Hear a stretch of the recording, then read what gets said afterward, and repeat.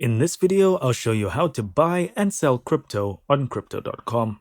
So in order to purchase crypto, on the home screen, what you want to do is click on the buy button. From there, you want to search for your coin, or you can click on it in the list here.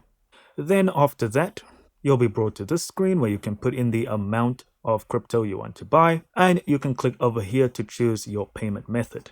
So we'll leave ours on Pay with Google, but you can put in your USD account or use crypto or use debit or credit card.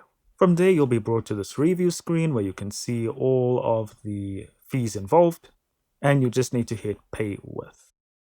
Now, if you want to sell crypto, what you can do is just click on Sell. From there, it's going to ask you what crypto you want to sell. It'll show you all the crypto that you have. Then it'll bring you to this screen where you can choose the amount of crypto you want to sell. And from there, you can just click on Sell. And it'll once again give you a review screen, and all you need to do is hit Confirm. And that's all there is to it. Thank you so much for watching. Don't forget to hit like, hit subscribe, and I'll see you in the next video.